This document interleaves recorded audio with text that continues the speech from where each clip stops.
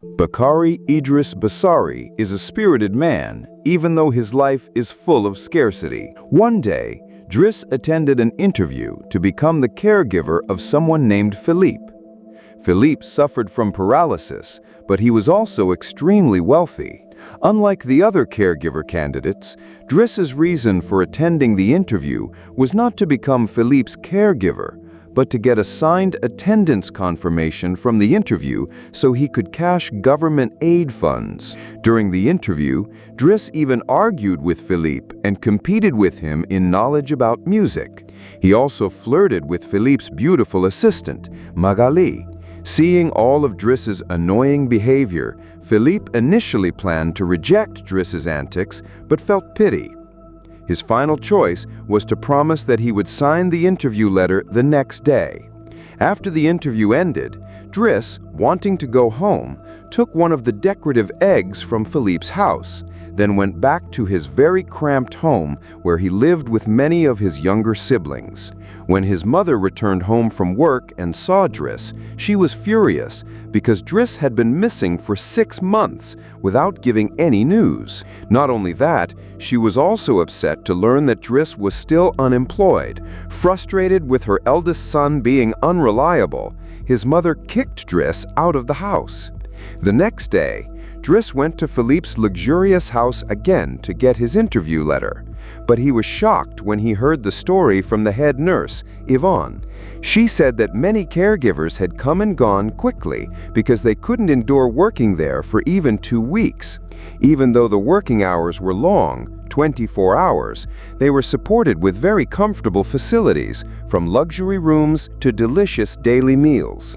That day, unexpectedly, Philippe suddenly decided to hire Driss for 1 month as a trial. Because Driss was unemployed and had nothing else to do, Driss accepted Philippe's decision. His duties as Philippe's caregiver then began. On his first day as a caregiver, Driss often made mistakes, from falling asleep while massaging Philippe to deliberately spilling hot water on Philippe's paralyzed legs. One day, Driss was assigned to clean Philippe's bottom. He immediately got angry and refused, swearing that he would never do such a thing in his life because he found it disgusting. In the end, the task was done by another caregiver. Then Driss's duties continued one by one.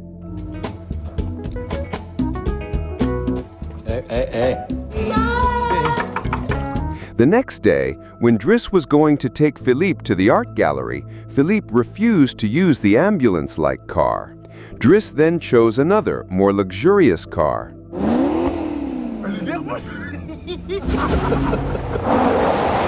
Upon arrival, Driss felt confused because Philippe kept staring at an abstract painting for an hour. For Driss, the painting seemed random and meaningless. After looking at the painting for so long, Philippe intended to buy it for 41,000 euros. Driss was surprised, but knowing Philippe was wealthy, he could not resist. Sometime later, a colleague warned Philippe to be careful of Driss, because Driss had just been released from prison after 6 months for theft. He also reminded Philippe that Driss was rough and a troublemaker. However, in the end, Philippe said that Driss was not as bad as his colleague imagined. Philippe was satisfied with Driss's care. Philippe also shared one of Driss's strengths. He was good at entertaining people in unexpected ways. The next day, Driss discovered Philippe's secret, which surprised him, because Philippe had been sending letters to a woman named Eleonore. From that point on, Driss became very curious about Philippe's special relationship.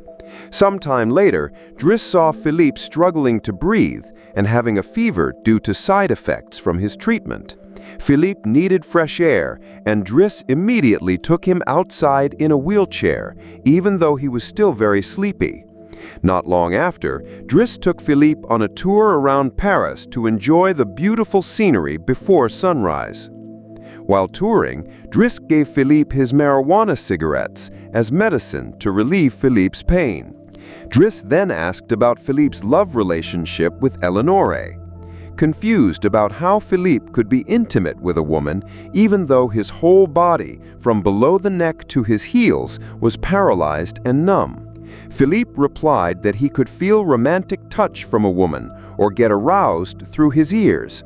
He also told Driss about the wonderful memories with his late wife, Alix. He said Alix was a very kind woman. He was happy with their 25-year marriage. However, Alix passed away due to heavy bleeding during a miscarriage. Since then, Philippe adopted a daughter named Elisa. Philippe then explained that it was not his illness that caused him suffering, but the fact that Alix was gone forever. He also said that even though he underwent expensive treatments regularly, he was still expected to live only until 70.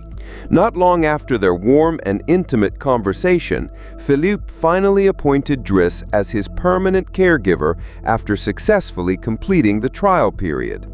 However, at the same time, he asked Driss to return the decorative egg given by Alix that he had taken. Apparently, Philippe secretly knew Driss often stole items in his house, but Driss claimed he didn't know about the egg, though he had actually just forgotten where he had put it. The next day, Driss picked up his younger sibling from school, but on the way stopped by the police station because one of his siblings was involved in a marijuana case. Fortunately, Driss's younger brother, Adama, was released because he was still a minor. At Philippe's house, Driss saw Philippe writing a poem for Eleonore with Magali's help. He mocked it because it was just cheesy flirting, but was surprised to learn that Philippe had never actually met Eleonore, even though they had been dating for 6 months. Annoyed by their unclear relationship, Driss immediately called Eleonore. After being pressured by Driss, Philippe finally dared to talk to Eleonore. Philippe also sent him a photo of himself. Sometime later, while watching an opera, Driss tried to boost Philippe's confidence by saying he shouldn't be embarrassed by his physical limitations because modern women preferred rich men over physically perfect ones. Their time together felt close and warm. C'est un arbre. Je veux plus bien du tout. Allemand.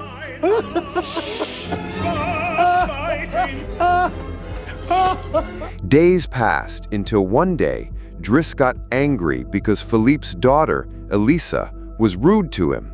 It turned out her behavior was not only toward Driss, but also to all of Philippe's servants. Driss always asked Philippe for permission to spank his daughter so she could learn, but Philippe forbade it, feeling it would be too harsh. Upset seeing Philippe spoil his daughter, Driss went to his room angrily. Sometime later, Driss was painting an abstract painting that had once seemed strange.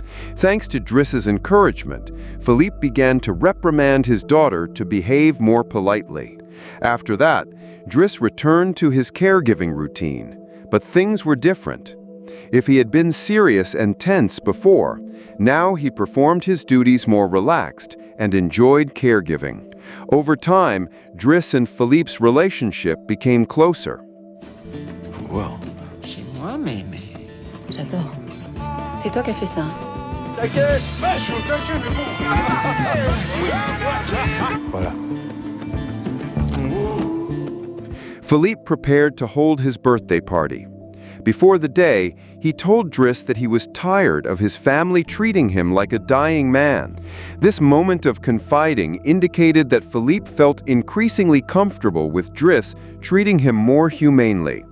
Philippe's birthday party was held. He hired an orchestra to liven up the event. Meanwhile, Driss saw Elisa crying in her room.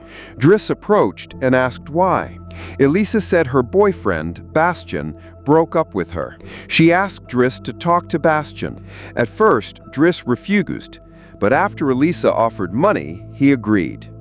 Meanwhile, Philippe offered a friend an abstract painting previously made by Driss for 11,000 euros. Incredible! At the peak of the party, Driss suddenly danced and invited everyone to join him. He did it just to entertain Philippe, who Driss thought found the birthday party boring. It worked. Philippe laughed freely and was happy. After the party, Driss gave Philippe a reply letter from Eleonore. It turned out she promised to come to Paris next week to meet Philippe and sent a beautiful photo of herself. Philippe was so happy he couldn't sleep all night. Sometime later, the awaited day arrived. Philippe prepared to meet Eleanor with Ivan accompanying him. Pêche, sinon? Driss successfully made Bastien apologize to Elisa for breaking up with her. After that, Driss went to his mother's workplace. Feeling guilty, Driss could only watch his mother from afar. Meanwhile, Philippe, waiting for Eleanor, was nervous, afraid she would be disappointed by his paralyzed condition. Unable to contain his anxiety, Philippe decided to leave. Unfortunately, as he went out, he passed Eleanor but didn't realize that the elegant woman was Eleanor. Days passed. Philippe continued trying to forget Eleanor. One day, he invited Driss to accompany him on a private plane. On the plane, Philippe gave Driss 11,000 euros from the previous painting sale. Philippe said Driss had a real talent for painting. Day by day, they traveled and spent time together, now feeling more like close friends than boss and employee. It's a new day, breeze drifting.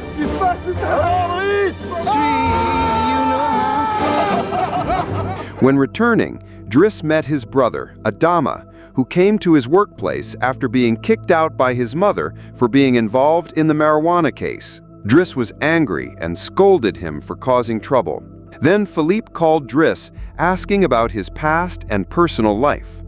Driss told that he had been an orphan from Senegal, adopted at the age of 8.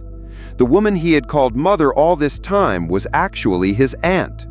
Driss's real name was Bakari, while his brother Adama was born fatherless, because their aunt, considered their mother, often came home late and suddenly became pregnant. Hearing Driss's past, Philippe felt mixed emotions because Driss always appeared happy despite his sad story.